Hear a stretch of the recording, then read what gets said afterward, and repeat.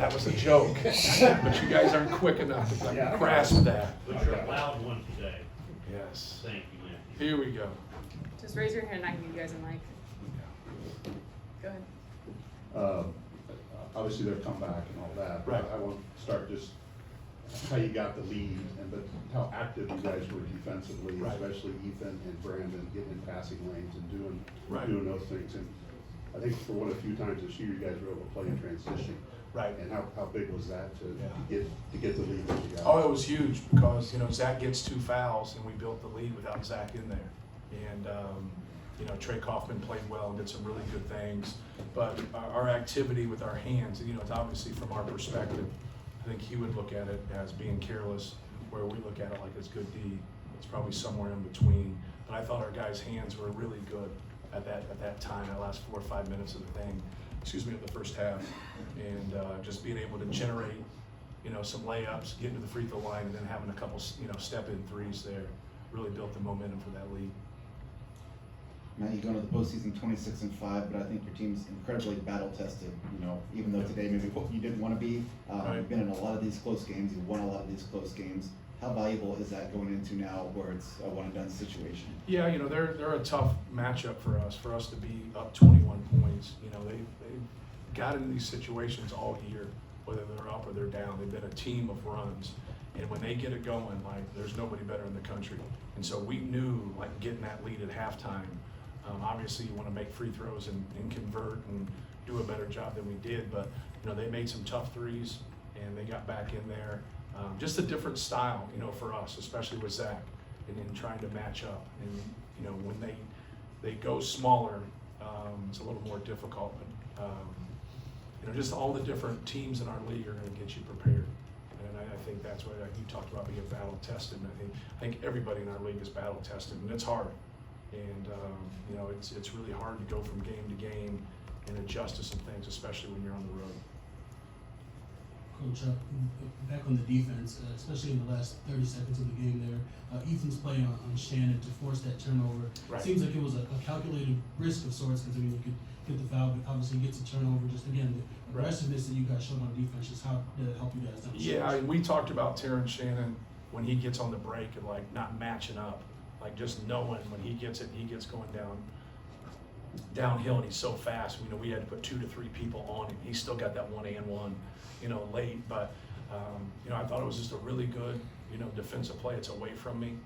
And I thought our contest on the 3-pointers, they were trying to make plays initially because time was against them, and that helps us. When they run offense and break us down, obviously they're going to have more success. But I thought our guys did a good job there late in the game, after really struggling there for about a 10-minute, really from that 10, 12 minutes, we really struggled making free throws, converting at the offensive end, and stopping them. Hey, Matt, I know you can't anticipate a team, sorry, but All right, I know thank you you. I know you can't anticipate a team being down like Illinois was.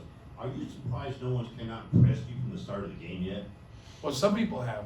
There's people that have jumped us, right away. And it's normally the people that have the most success are the people that don't press. When we know people press and they're going to come after us, we put in the work.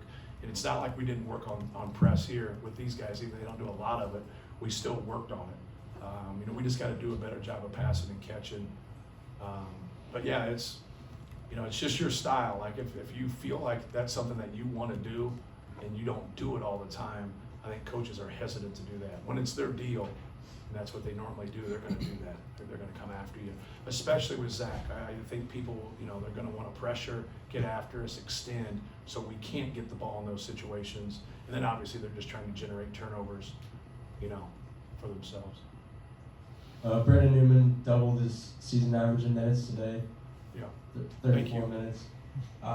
What's he bringing right now that you want out of your guards for that spike in minutes and he's been starting last few games? Well, he's gotten the spike in minutes because of what he's done defensively. I thought he was good against Indiana. I thought he got some steals against Wisconsin and got us a couple easy baskets. I thought he did a really good job in the first half on Shannon, and just the attention to detail.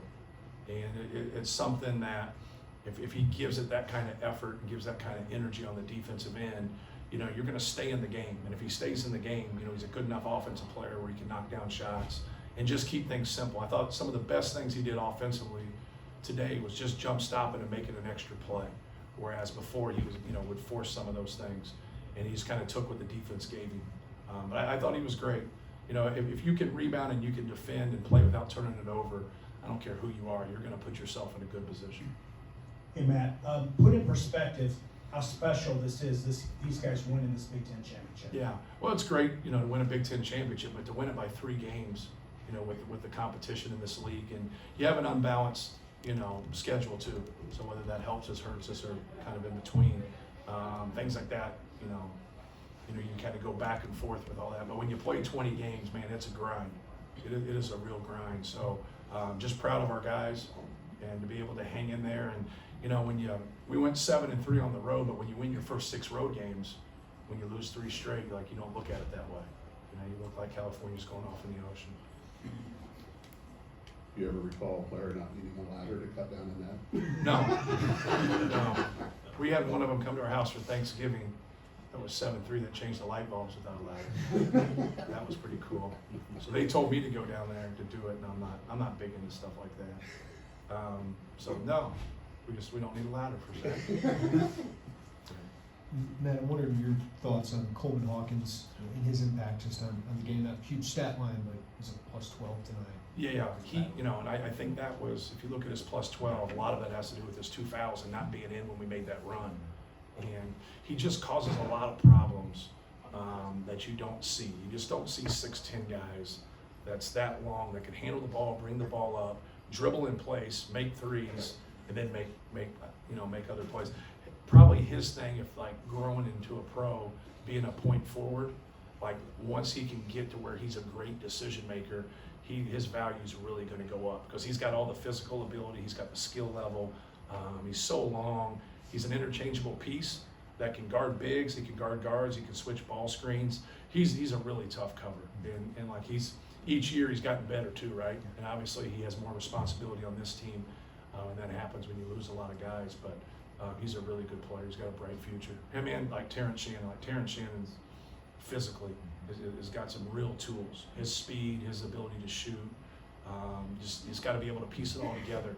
But if you can do some of those things, and you can guard at that next level, and you can guard a lot of different people, a lot of young people don't understand about being a pro. What can you do as a pro? What can you? Well, defense can get you there. Rebounding can get you there. Your attitude can get you there. If you got a combination of all that, and you can make threes in today's game, you could play a long time professional. Matt, I see Zach says a -10, which is probably rare. You said Illinois going smaller, 5 out, or was it more maybe a function of foul trouble, or? Yeah, I would say a little bit of both. When you get out of the game, you're not as engaged. I was so ecstatic at how well we played without him. That was a great sign for us. You get into foul trouble and you worry about it, and we grew that lead. We had a player a while back that would get this way in college. You got to settle when you have skill for the 5 to 6, 7 foot jump hook. Just take it. There at the end, you kept trying to get closer and closer to get a layup. You can't get a layup every single time, even though at times you think that he can. And he just got bottled up. He wasn't going off of 2 feet. He started to step off of 1 foot. They were doing a good job. They came ball side in the first half, and that's what we thought they would do. Then the second half, they came big to big. So you got to be able to kind of adjust to it. But when the ball gets passed from the top, that's where you're most vulnerable. It's really hard to double the post when the ball comes from the top. So that's what we try to do the most of when people are really aggressive. It's not obviously a secret for coaches. Coaches definitely understand that.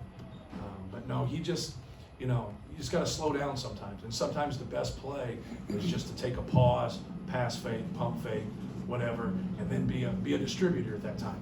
And then when he distributes and he passes the ball, we get easy layups, we get wide open threes. Then they're not as quick to double one right there. But I think the combination of that, and then also I think Illinois did a better job in the second half on him. Matt, you talked earlier this year about Trey's confidence being maybe low. Yeah. Is it on the other side now? He seems very comfortable in there right now. Yeah, he should play more. He's such a good player. And they're going small, and I only play him 2-3 minutes in the second half. And he did a really good job, but we're going back with Zach, and so that's hard. But no, he was great. He took his time on a couple of those post-ups. He stuck that 3. He's really improved defensively. He's put a lot of time into it. He's really worked at it, he's put a lot of time into his game. So like, you know, he's got a bright future. Hey, Matt, talk about Braden's ball handling skills. Obviously, people are pressing, but what's he meant to this team this year with those skills he brought? Yeah, you know, I was happy to see him get to his pull-up. Like, you know, when people in those deep drops, you know, you got to go make them pay with that easy pull-up 15-footer. And he got a couple of those for us. He got the jump stop, little finger roll there in the first half also. But no, just being aggressive and not having predetermined thoughts. I thought he did a good job tonight.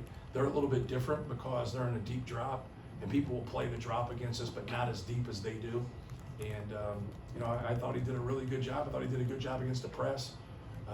You know, handling the basketball. So just got to keep going. You know, with him, like, you know, just take what the defense gives you. You know, don't get stuck in thinking about what you're going to do before. He has really good instincts. Just play off of your instinct. Matt, over here. You mentioned Illinois in the game of runs. When you were scouting them, was there any common thread that maybe tied some of those runs together? It seemed like their pendulum swings. Yes. Really far one way or the Yeah. other. You know, they take, for most people, tough threes. You know what I mean? I don't know if it's tough for them. So like Mayer and Shannon, you know, shoot those step back threes.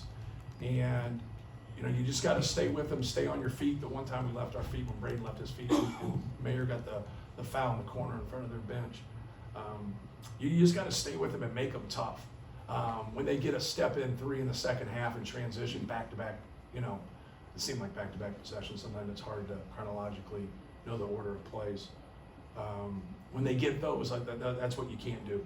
And they got active with their hands, they got steals, and they got those. But when they make those tough step backs, or, you know, Luke Goody made a 30-footer there at the end, like, you live with those. You just can't hand them stuff. But they're just a team of runs. That's the way they've played all year.